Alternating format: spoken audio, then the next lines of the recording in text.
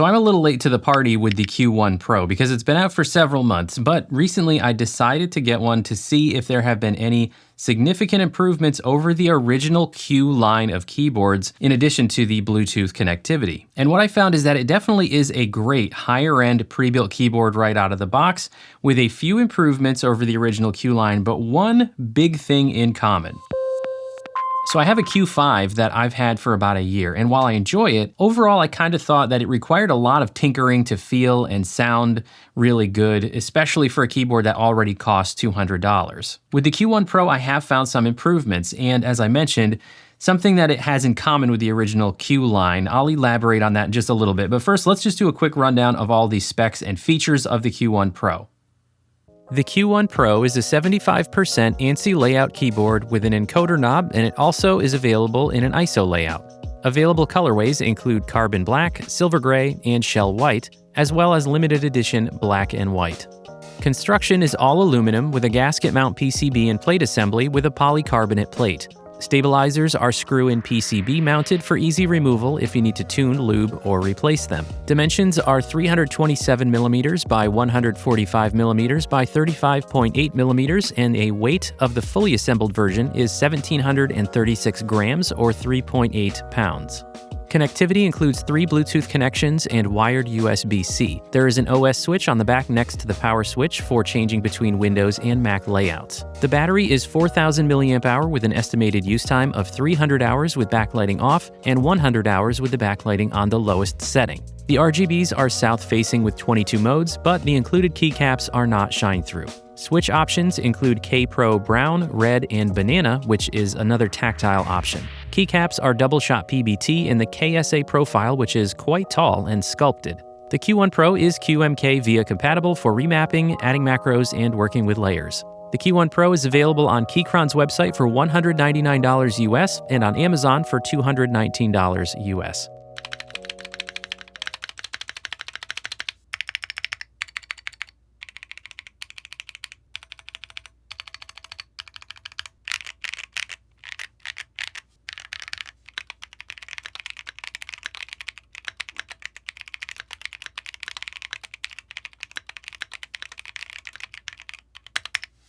All right, so let's get into pros and cons, and I'm not going to spend quite as much time on pros and cons in this video as I do in my other reviews because I don't know that I'm going to have anything super novel to contribute since this keyboard's been out for a while, but I do want to spend a little bit of time talking about something I don't usually spend time talking about in my reviews. But first, let's run down my observations for the pros with the Q1 Pro. First of all, excellent build quality, as with the original Q line. The all-metal construction is really, really solid, very substantial on your desk, and just overall really well executed. Another pro is the Bluetooth connectivity, specifically the stability of the Bluetooth connectivity. I've had a really good experience using the Q1 Pro over Bluetooth for the last week.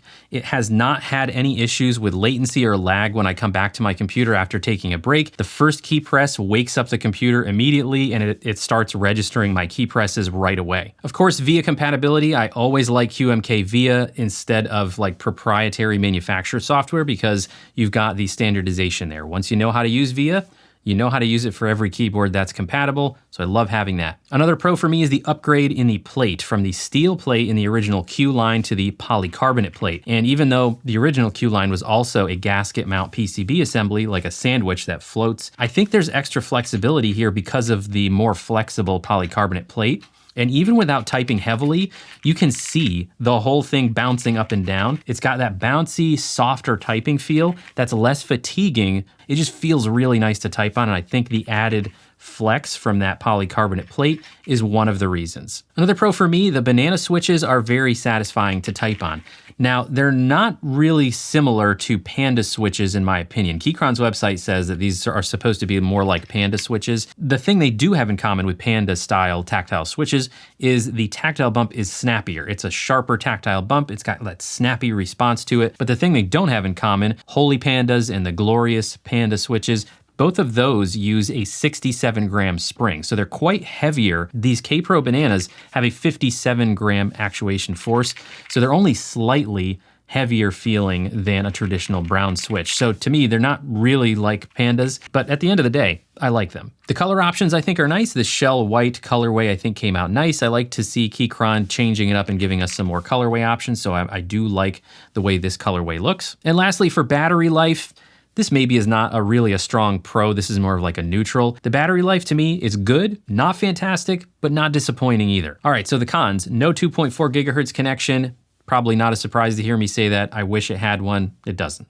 Another small con really is going to depend on your preferences. So this is totally subjective. The Q Pro line, they're going with the KSA keycaps, which are very tall. It's a variant of SA profile. So it is, to me, quite tall. And if you are somebody that rests your palms or your wrists on either the desk or a wrist rest, the taller profiles require you to really angle your fingers up in the air to rest on the keycaps and type, and that can add a little bit of an uncomfortable angle or uncomfortable fatigue over time. Now, you can help that by getting a wrist rest that raises up your wrists, or if you're somebody that types with your wrists kind of floating up in the air, then you probably won't notice that as much. Now, there is a bare bones option with this, so you can actually pay a little less and get it without the keycaps and the switches and supply your own. So if you're somebody that knows you won't like a really tall keycap profile, then maybe just go for the bare bones option, because otherwise you're just paying for something you're not going to use. And the last con for me is the thing that the Q1 Pro has in common with the original Q line.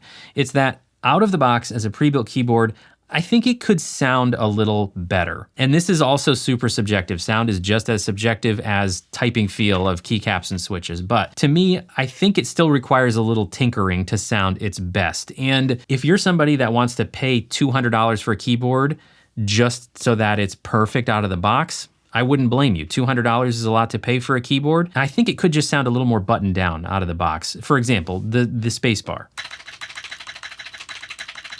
Not awful, but also not fantastic. There's some rattle in there. And overall, the sound profile, if you like a clackier sounding keyboard and don't really like the deeper, thockier sound, then maybe this is perfect for you. I just overall think it could sound a touch better out of the box for something that costs 200 bucks. That being said, I feel differently about this than I did about my Q5. I was almost annoyed that I had to tinker with the Q5 as much as I did, even though I love working on keyboards. The Q1 Pro, I feel differently because I feel like there's less work to do here. So it's almost like I'm looking forward to tweaking this to my tastes, because I don't feel like there's something necessarily wrong. I just feel like maybe it's not to my taste out of the box. It just depends on where you're coming from. If where you're coming from is that you don't love the way this sounds and you don't want to have to make modifications to your keyboard, then that's a con for you. If you buy a keyboard like this, expecting to modify it and really adjust the sound and the feel to your taste, then let's talk about some modifications. All right, just starting with the basics, switches and keycaps. I'm gonna leave the K Pro banana switches in here for now because I wanna see how my other modifications sound with those switches still in here first. But then after we do that and we do a sound test, I will swap the K Pro bananas out for some linear switches. Now, I already said I'm not the biggest fan of super tall profiles, but to keep the overall theme of the keyboard in place, I'm gonna switch over to the 2048 extended keycap set, which is an MT3 PBT set that I personally just really like the look of, and I think it will help with the deeper sound I'm going for. All right, now let's talk about the internal mods that I think will help get me that sound I'm looking for. I'm actually just gonna remove the thin case foam in the bottom of the case because it's not doing much anyway, and if we want to have a deeper, thockier sound, it's actually better to have less thick foam in the case because foam is going to absorb the lower frequencies that we're trying to promote. But I am gonna use pour-on foam in one place between the PCB and the plate. I got this pour-on foam from Keyboard Customs and it's pre-cut for the Q1 Pro. You can also cut your own from a pour-on sheet by tracing the necessary cutouts. Just make sure it's the right thickness. And while the PCB is out, I'm gonna check the stabilizer lube and see if any adjustments are needed. I'm not gonna replace the stabilizers yet, but I do have some Durock V2s I might swap in there if I'm still getting rattle after tuning these. I'm also gonna add a little bit of extra force brake around the case top and bottom screw holes. And lastly, I'm doing the tape mod to add a little pop to the sound. 1 or 2 layers should be good. By the way, everything I used in my mods is linked to in the description. I usually get supplies from Divinity and Kinetic Labs in the US, mostly because they have fast delivery times in the United States. And that's it for my mods. Let's see how it sounds.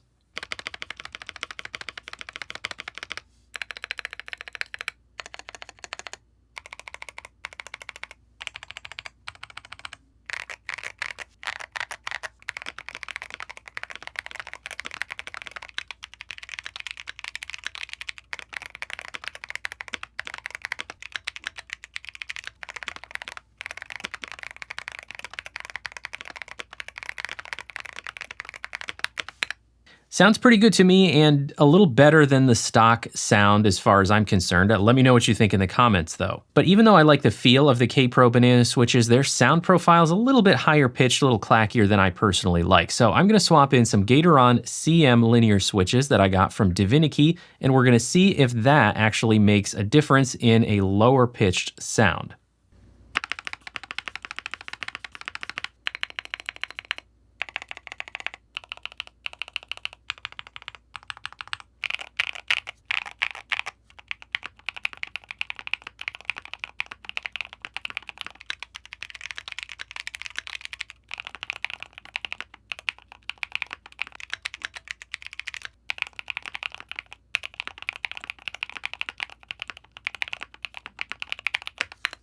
Now that's my kind of sound profile. May not be the deepest, thockiest sound ever, but it's definitely more marbly and deeper than the stock sound without any of the modifications we did. Between the really nice bouncy typing feel and now that adjusted sound profile, I really enjoy this keyboard. The great thing is, if you like the switches that it came with, whichever one you chose, and if you like the keycaps it came with, we still were able to get a nice sound adjustment out of it just by making those other mods. So if I didn't change the keycaps or the switches, nothing I did really is expensive. But if you're more on the enthusiast side of this, well then we don't really keep track of cost. After all, you can't put a price on happiness, right? Okay, so at the end of the day, the Q1 Pro I think is a great premium 75% keyboard with really only a couple of minor cons. A 2.4 gigahertz connection and a slightly more buttoned down sound profile out of the box, I think are really the only two improvements that I would make. Of course, if we're making wishes, I would like slightly longer battery life as well. So who shouldn't buy the Q1 Pro? Well, if you really need a 2.4 gigahertz connection, if you're gonna be doing a lot of gaming and you really need a wireless keyboard for your setup, you've only got Bluetooth here, and that's probably not a high enough polling rate for a lot of competitive gaming. Also, if the idea of buying a $200 keyboard and potentially not liking the sound of it right out of the box and needing to do a couple of modifications, if the idea of that is just like crazy to you, then maybe this isn't on the top of your list. But if you liked the sound of its stock, then maybe that's not an issue for you. So what do you think? Let me know down in the comments. Let me know if you have a Q1 Pro yourself. Let me know if you made any modifications to it and how you're liking it. Thanks everybody. See you next time.